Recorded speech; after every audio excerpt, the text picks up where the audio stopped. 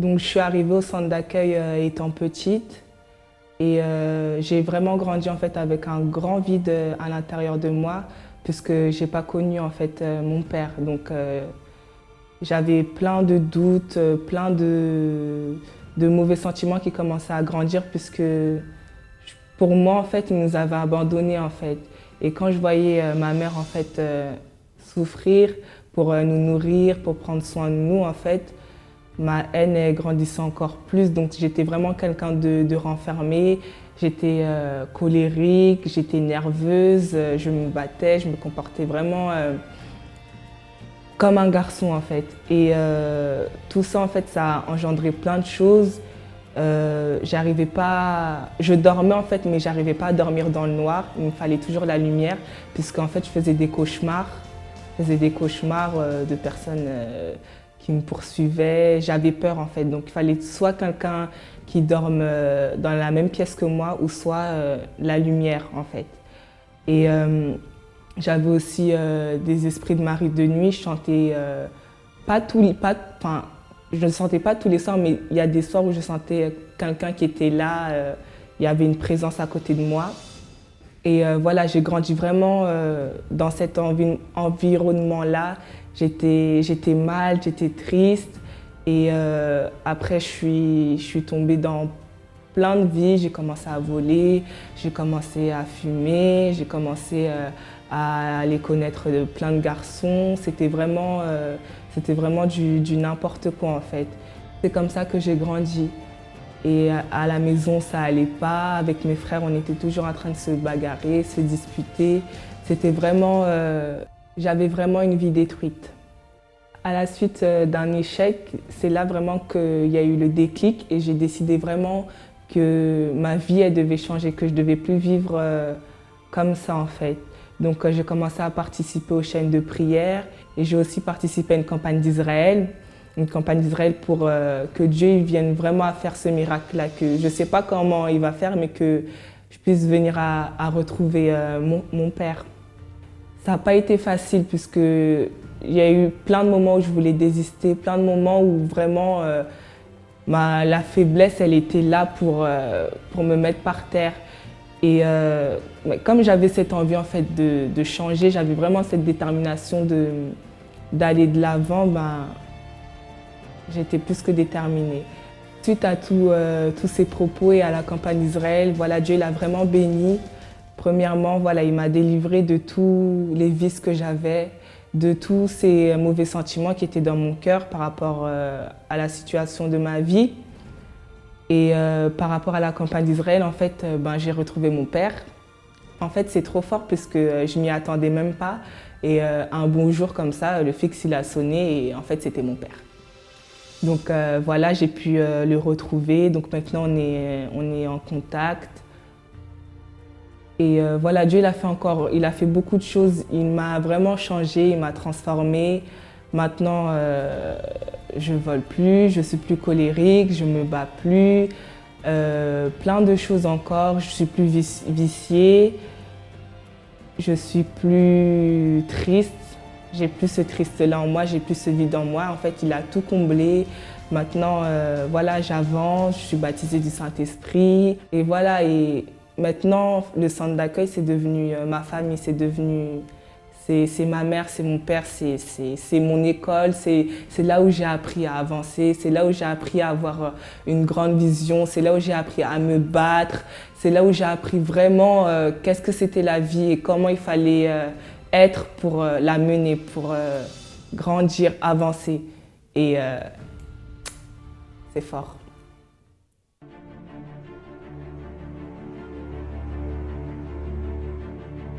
J'étais au collège, entre 11 et 15 ans, j'étais le dernier de la classe. Ça veut dire que... Je n'étais pas très bon, en fait. Pour vous donner une petite idée, j'avais 3,5 de moyenne en mathématiques et j'avais 5 de moyenne en français. Quand vous avez pensé qu'un jour vous devez devenir écrivain, est-ce que vous avez pensé que vous allez réussir ou vous avez des limites dans votre vie? Pour moi, c'était simplement un rêve, mais j'estimais que j'étais limité. Limité? Voilà. parce qu'on entend tellement de choses quand on veut devenir écrivain ou même n'importe quel autre métier artistique. Je ne connais personne dans les milieux artistiques, donc pour moi, voilà, il fallait me contenter d'une vie simple, mais sans aller au-delà de ce que je voulais.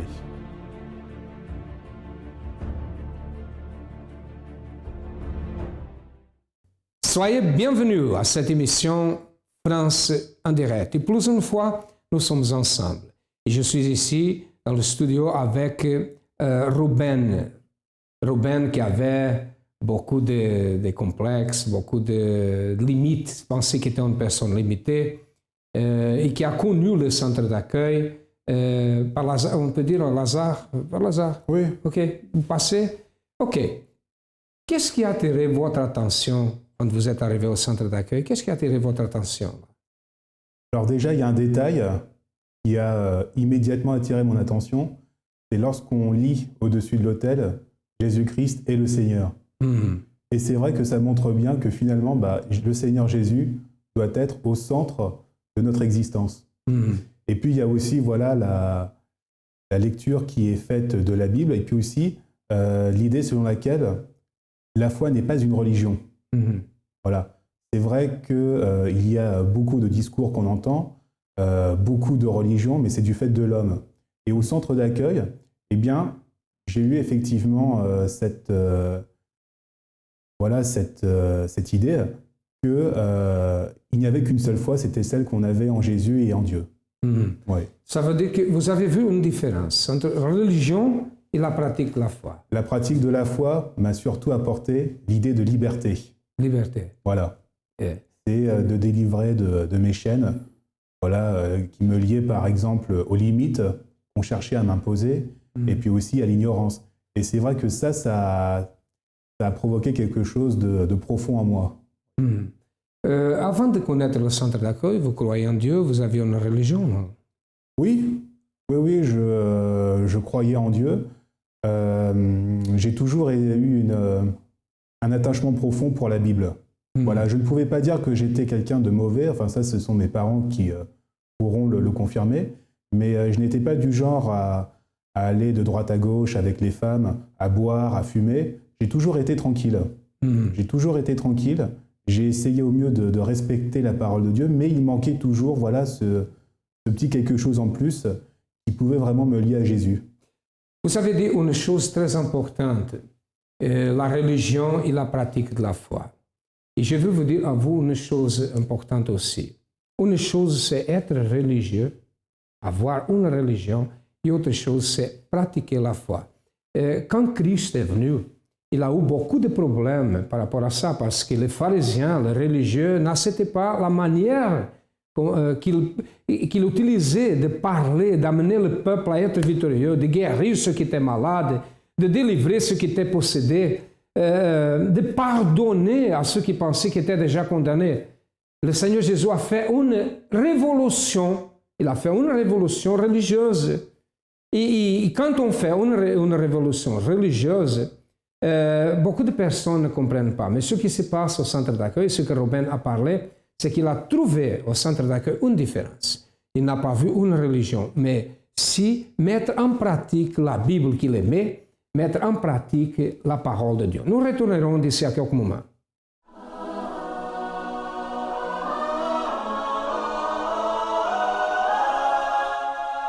Quarantaine de la résurrection. 40 jours dédiés à votre esprit. Dans cette quarantaine, mettez en pratique les 40 pas que nous allons présenter et qui vont contribuer au renforcement de votre esprit. 39e jour, jeûnez régulièrement. Quand il est à jeun, le corps spirituel est plus détaché et plus en éclin à chercher un contact intime et profond avec Dieu, qui est esprit. Pendant le jeûne, l'esprit est plus à l'aise parce que les désirs de la chair sont compensés par la force de l'esprit. Le jeûne est une prière plus fervente que celle qui émane des lèvres et des profonds soupirs, car c'est l'expression même de l'âme humaine à la poursuite de prestations individuelles ou collectives. Mais quand tu jeûnes, parfume ta tête et lave ton visage, afin de ne montrer aux hommes que tu jeûnes. Mais à ton Père qui est là dans le lieu secret. Et ton Père qui voit dans le lieu secret te le rendra. Matthieu, chapitre 6, versets 17 à 18. En concordance avec la quarantaine, le 18 avril, vendredi saint, nous serons tous ensemble au centre d'accueil, au pied de la croix de la Victoire. À 7h, 10h, midi, 15h et spécialement à 20h au 50 avenue Président Wilson, 93 210, Saint-Denis. Pour plus d'informations, sur notre ligne amie 24h ou sur centredaccueil.net. Centre d'accueil, nous croyons en vous comme personne. Bonjour, j'étais dépressif dû à un double décès dans ma famille en une semaine, le décès de mon petit frère et de ma grand-mère. Alcoolique, car plus de travail, vie sentimentale chaotique, parce que les femmes étaient intéressées. À l'époque, je travaillais en intérim. Quand j'avais de l'argent, il y avait du monde. Quand j'avais pas d'argent, il n'y avait plus personne. Et quand je m'en sors, bon, en fait, je picolais une bouteille de whisky par jour. Je pensais être plus fort avec, mais le problème était toujours là. Vie sentimentale, c'était un gouffre. Comme je vous disais, quand il y avait de l'argent, il y avait du monde. Quand il n'y en avait pas, surtout quand j'étais dans le sable mouvant, on me disait on va t'aider, mais personne. Donc j'ai lutté. Au niveau travail, c'était même pas la peine. On me disait que j'étais trouvé pour travailler. Donc je me suis plus enfoncé qu'autre chose. Au double décès dans ma famille, mon petit frère et ma grand-mère l'espace d'une semaine. Cela m'a fait vraiment un gros choc. J'allais dans les boîtes d'intérim, on me disait trop vieux pour travailler. Je suis arrivé au centre d'accueil par le biais d'une personne qui évangélisait. Quand je suis arrivé au centre d'accueil, ça m'a apporté du réconfort, une aide. Donc oui, j'ai commencé à faire les chaînes de prière. Et plus ça allait, plus ça me réconfortait pour mon moral. Donc au centre d'accueil, j'ai participé aux Jeunes de Daniel. Donc en fait, je suis arrivé au centre d'accueil parce que j'ai cru à une renaissance et ce que ça m'a apporté. Donc comme je vous disais, le centre d'accueil, au bout de 3 mois, m'a fait une grande délivrance. A apporté beaucoup de choses. Dans l'espace de 3 mois, j'étais voir un pasteur qui m'a dit que j'avais toujours pas de travail. Il m'a dit prenez l'enveloppe de la dîme. Et dans la semaine qui a suivi, j'ai eu du travail. La personne en fait, le mariage, c'est la personne qui m'a évangélisé, où je me suis marié 6 mois après. Où j'ai aussi assisté aussi à la thérapie de l'amour, où je me suis marié au centre d'accueil le 14 avril 2012. Tout, une renaissance, et j'y ai cru, et où les portes étaient fermées, tout était ouvert au niveau sentimental, au niveau travail, au niveau financier. Au niveau de l'alcool, non. Cigarette, j'ai tout laissé. Et à l'heure d'aujourd'hui, je me sens très bien. Le centre d'accueil représente une école, une grande école. Et quand je ne peux pas venir par rapport à mon travail, là, je demande à ma femme qu'est-ce qui se passe. Elle me fait un résumé. Et là, ça me met du baume au cœur. Donc en fait, pour la thérapie de l'amour, c'est qu'on a assisté à un tirage au sort et c'est ce qui nous a donné notre voyage de noces. Et c'était trop fort, il y a des fois même obligé de me pincer, je me dis je rêve, mais c'est un rêve qui est devenu réalité et c'était le plus beau jour de ma vie. Les problèmes majeurs, c'était les disputes. C'était les disputes entre ma mère et mes petites sœurs. En fait, c'était les deux plus petites, ils étaient adolescents, ils voulaient faire ce qu'ils veulent, ils ne voulaient pas obéir à l'autorité de maman, ils voulaient sortir avec les amis, ils voulaient rentrer après 19h, c'était les cris, c'était ce que les copains disaient, c'était mieux que ce que maman disait, c'était conflit qu'ils voulaient faire ce qu'ils voulaient, quoi. Fallait pas dire. Pour eux, dans la maison, il n'y avait pas d'entente. Alors pour eux, ils étaient mieux dehors. Ils se sentaient mieux dehors, ils se sentaient mieux avec les amis avaient plus d'importance. Et comme ils obéissaient à ma mère, alors c'était tout le temps les conflits, c'était les disputes, les cris.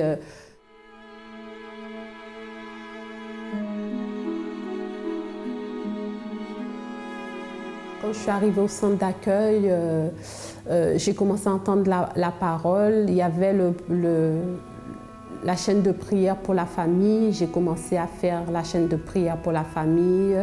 apprendre à agir sa foi. J'ai commencé à faire ce qu'on me donnait, à faire les chaînes pour la famille. J'ai prié, j'ai fait tous les propos, j'ai fait des propos pour ma famille, pour que la situation change, pour que dans ma maison, il n'y a pas des cris. Parce que c'est ce que Même moi, j'étais venue quelqu'un qui criait, mais je ne voulais plus qu'il y ait ce cri, toujours à se dispute et tout ça. Alors, c'est comme ça. Alors, j'ai fait la chaîne de prière. Je faisais des propos qu'on nous donnait pour la famille, pour qu'il y ait le changement et tout. Je n'ai pas vu le résultat tout de suite. J'ai continué à faire tout ce qu'il fallait faire. Et j'ai pas fait de campagne d'Israël, mais je faisais mes propos à moi. Je déterminais, quand je rentrais chez moi, je déterminais avec l'huile, je passais sous les portes.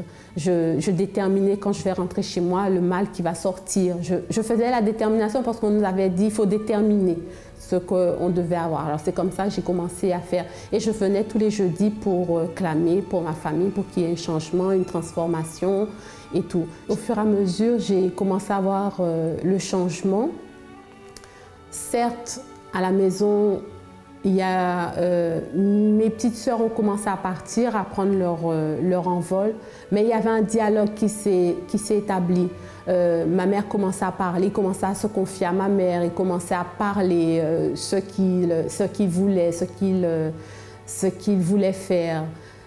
Il s'est avéré que c'est vrai qu'ils sont partis, mais en partant, il y a eu le changement. En s'éloignant un peu, il y a eu le dialogue en fait.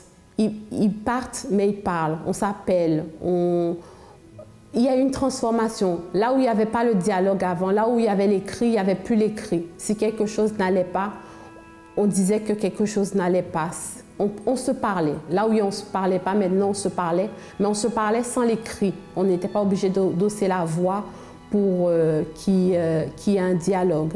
Et c'est comme ça que les choses se sont faites, quoi.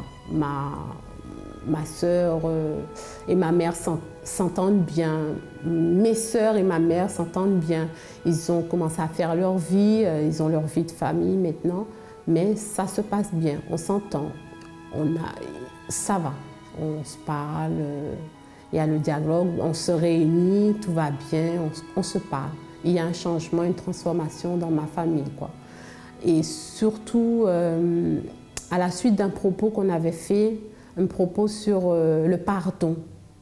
Ce propos-là, je sais que c'est un propos qui a été très fort parce qu'à travers ça, on s'est demandé pardon. Et à travers ce propos, tout s'est déclenché là. On s'est demandé pardon et maintenant il y a une paix. Il y a une paix dans la maison, il y a une entente, une compréhension. Et on a des points de vue différents, mais il n'y a plus la nervosité, il n'y a plus la colère qu'il y avait, il n'y a plus tout cela. Maintenant, on s'entend bien, on se parle, lorsqu'on a quelque chose à dire, on se le dit et on avance. On est maintenant une famille qui est réunie, quoi.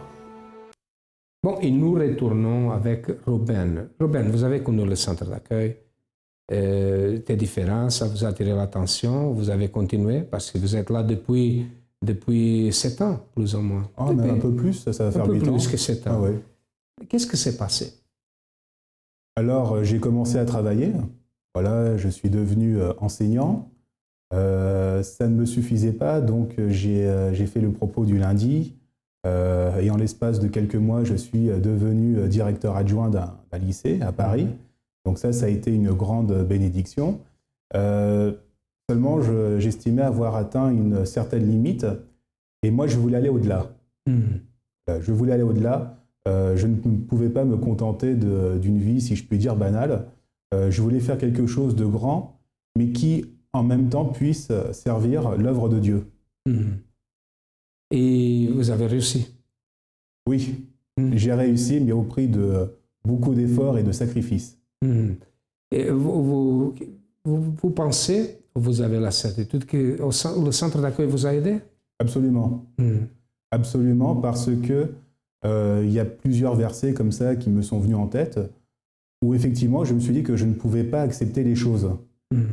Voilà. Et qui êtes-vous aujourd'hui? Avant, vous étiez quelqu'un limité, qui pensait qu'il a des choses qui étaient pour les autres, non pour vous. Aujourd'hui, vous avez le livre qui a été déjà édité, a été déjà lancé, ça? C'est au marché déjà? Alors déjà, on peut le commander sur Internet. Les premiers exemplaires arriveront chez les gens le 18 avril. Et puis la sortie en librairie, ce sera le 25 avril. Le titre du livre, c'est Noir, Blanc, Rouge. 35 Noirs oubliés de l'histoire de France. C'est bien ça. C'est très intéressant ce livre-là. Ça veut dire que vous avez réalisé votre rêve? Absolument. J'ai réalisé mon rêve. Cela faisait 17 ans. J'avais 18 ans à l'époque. Que j'avais cette idée de faire quelque chose sur les Noirs. Seulement, on se moquait de moi. Ça n'a jamais été facile. Quand je disais, par exemple, que Paris avait déjà eu un maire noir, on s'en moquait. Mais vous avez réussi en pratiquant la foi. Vous avez participé de la campagne d'Israël, n'est-ce pas? J'ai fait la campagne d'Israël. J'ai même vendu des livres qui m'étaient chers. Voilà, des livres qui étaient précieux pour pouvoir voir mon rêve se réaliser. Il ne faut pas croire que j'ai eu le résultat tout de suite. Voilà. Ça prend du temps. Voilà, il faut aussi toujours continuer, persévérer. C'est un combat au quotidien. Ok. Bon, et ce sont des faits. Nous écoutons ici une histoire de vie de quelqu'un qui pensait qu'il ne serait rien et aujourd'hui un écrivain d'un livre que je crois qu'il y aura beaucoup de succès. Beaucoup, je crois. Mais et vous, quelle est la situation, quel est le problème, quelle est la barrière qui est devant vous? Sachez que les portes du centre d'accueil sont ouvertes. Nous allons faire un petit intervalle et nous retournerons.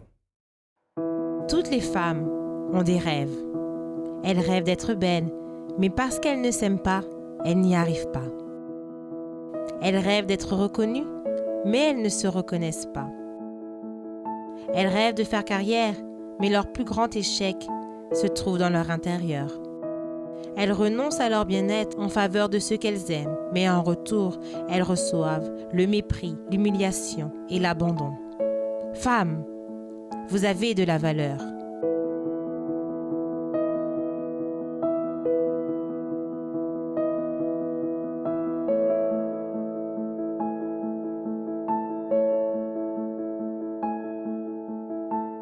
Le 19 avril à 16h au Dock Eiffel, 50 avenue du président Wilson à Saint-Denis. Jour F, un jour pour découvrir votre véritable valeur. Plus d'informations sur notre site internet ou sur notre ligne Amis 24 heures. Centre d'accueil, nous croyons en vous comme personne. Ruben, qu'est-ce que représente pour vous le centre d'accueil? Pour moi, le centre d'accueil représente l'espoir. L'espoir du changement, de la transformation totale, voilà, d'une vie. Beaucoup s'imaginent que voilà, ils sont condamnés d'une manière ou d'une autre dans tel domaine.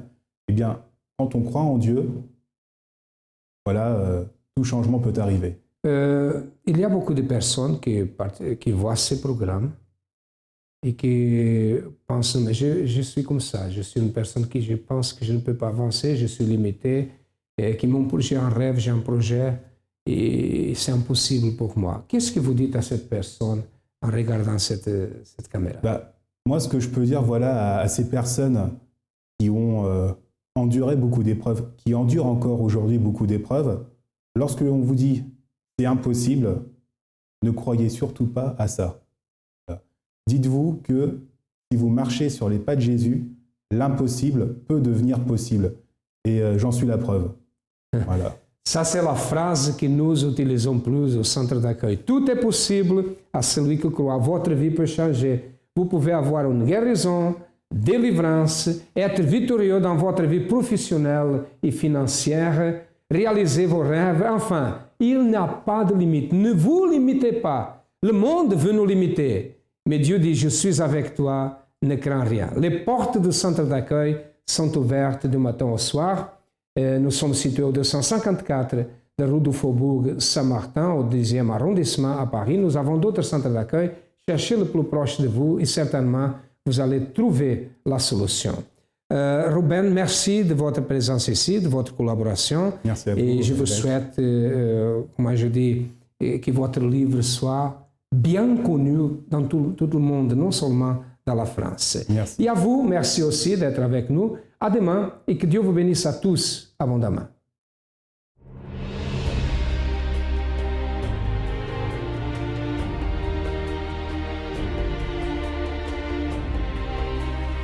Il a donné sa vie pour que vous soyez libres.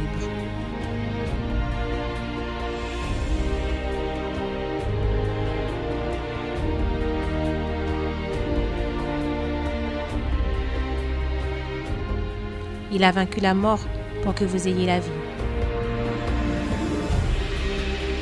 Participez à ces 3 dates spéciales et saisissez l'opportunité de vous libérer.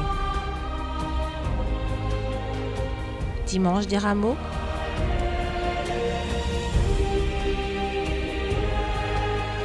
Vendredi Saint,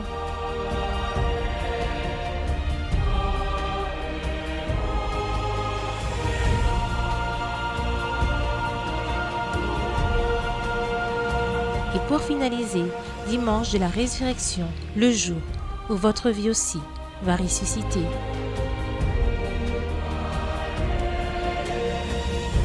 À l'occasion, nous participerons à la Sainte Seine. Plus d'informations à travers notre ligne Ami 24 heures ou sur notre site internet Centre d'accueil. Nous croyons en vous comme personne.